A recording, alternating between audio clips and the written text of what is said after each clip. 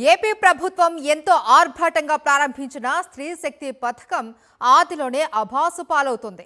రాష్ట్రం మొత్తం ఎక్కడకు వెళ్లినా ఉచితమేనంటూ ప్రగల్భాలు పలికిన చంద్రబాబు ఇప్పుడు కొన్ని సర్వీసులకే పరిమితం చేయడంపై సర్వత్రా విమర్శలు వ్యక్తమవుతున్నాయి. ఉమ్మడి పశ్చిమ గోదావరి జిల్లా ఏజెన్సీ ప్రాంతంలో ఈ పథకం దాదాపుగా వర్తించని విధంగా రూపొందించారు. దీంతో కూటమి నేతలపై మహిళలు ఆగ్రహం వ్యక్తం చేస్తున్నారు. ఉచిత బస్సు పథకం అంటూ ఊరించిన కూటమి సర్కార్ చివరకు తుస్సుమనిపించింది. పథకానికి తూట్లు పొడుస్తూ సర్వీసులను కుదించి అందరినీ ఉద్ధరించినట్లు పబ్లిసిటీ పీక్లో చేస్తూ పథకం అమల్లో వీక్ అంటూ తేలిపోయింది. స్త్రీ శక్తి మహిళలకు ఉచిత బస్సు ప్రయాణంపై ప్రయాణికులు, కూటమి నాయకుల్లో కూడా అయోమయ పరిస్థితి ఏర్పడింది. సాక్షాత్తు కూటమి నేతలే డిపో మేనేజర్లతో ఫోన్లో మాట్లాడుతూ ఏ బస్సులో ఫ్రీ పథకం వర్తిస్తుందో తెలుసుకోవాల్సిన పరిస్థితి ఏర్పడింది. ఏలూరు జిల్లాలో ప్రధానంగా జంగారెడ్డిగూడెం డిపోకు ఎంతో ప్రాముఖ్యత ఉంది. ఎందుకంటే తెలంగాణ సరిహద్దు ప్రాంతంతో పాటు ఏలూరు ఏజెన్సీలోని విలీన మండలాలకు ఇక్కడి నుంచే ఆర్టీసీ బస్సులు తిరుగుతాయి.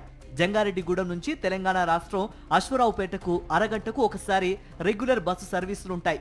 అయితే ప్రస్తుతం స్త్రీ శక్తి పథకం ఆ సర్వీసులకు వర్తించదు.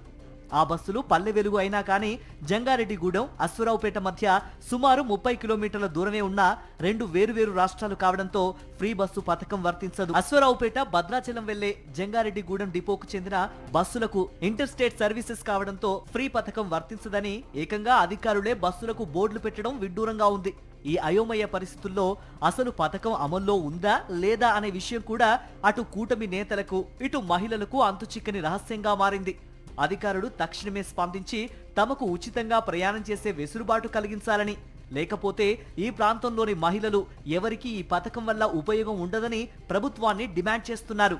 జంగారెడ్డిగూడెం డిపో సంబంధించి ఫ్రీ బస్సులు ఇక్కడ నుండి తెలంగాణ అసరాపేట వరకు వెళ్లే బస్సులు ఏవైతే ఉన్నాయో మరి పూర్తిగా ఈ ఎన్డీఏ ప్రభుత్వం దాని మీద విఫలమైంది అనేదే చెప్పుకోవచ్చు. మీరు ఇన్ని కసరత్తులు చేసినప్పుడు రెండు రాష్ట్రాలకు సంబంధించి వెళ్లే రూట్లో ఎందుకు మాట్లాడలేదు? ప్రతి అర్ధ గంటకి వెళ్లే అసరాపేట బస్సులు ఈ రోజున ఉదయం నుండి కూడా ఆ రూట్ లో వెళ్లే ఒక్క బస్సు కూడా మనకు కనిపించలేదు. మీరు పక్క రాష్ట్రాల తెలంగాణ బస్సులకు మీరు చేయనవసరంలా ఏపీ నుండి వెళ్లే బస్సులు మీరు చేయాలి. రాష్ట్రంలో ఏ పుణ్యక్షేత్రమైనా ఉచిత బస్సులో వెళ్లొచ్చని అంటూ కూటమి నేతలు ఎన్నికల్లో ప్రచార యాడ్స్ వేసి మరీ ప్రజలను మభ్యపెట్టారు. తీరా అధికారంలోకి వచ్చాక అది అమలు చేయటంలో చేతులెత్తేశారు. మహిళలు ఎక్కువగా వెళ్లే పంచారామ క్షేత్రాలకు ఫ్రీ బస్ లేకపోవడంతో వారు ఆగ్రహం వ్యక్తం చేస్తున్నారు. అన్నిటికీ పెడితే బాగుంటదండి, ఏదో ఒకటి పెడితే సరిపోద్దా ఏంటి? జాబులు మనం కూర్చుంటాం ఇక్కడ ఖాళీగా, మేము ఫ్రీ అని చెప్పారు కూర్చున్నాం, కూర్చున్నాం, ఇంటికి వెళ్ళి డబ్బులు తెచ్చుకున్నాం వచ్చి. ఆ విషయం ముందు చెప్పాలి కదా. ఫ్రీ అని చెప్పారు, ప్రతి బస్సు ఫ్రీ అనుకుంటాం, ఎలా అనుకుంటాం మాకు ఎలా తెలుస్తుంది? 10,000 కొట్టండి ఎలా సరిపోతుంది? 10,000 కొట్టండి ఎలా సరిపోతుంది చెప్పండి? 10,000కి ఎప్పుడో ఒక బస్సు చేస్తారు, రోజుకో బస్సు చేస్తారా? మరి ప్రతిసారి ఒక గంటకి వేయమనండి. మరి అది కూడా మొత్తంగా అధికారంలోకి రాకముందు ఓడ మల్లన్న, అధికారంలోకి వచ్చాక బోడి మల్లన్న అన్న చందంగా ఉచిత బస్సు హామీని చంద్రబాబు తయారు చేశారని విమర్శలు వెల్లువెత్తుతున్నాయి.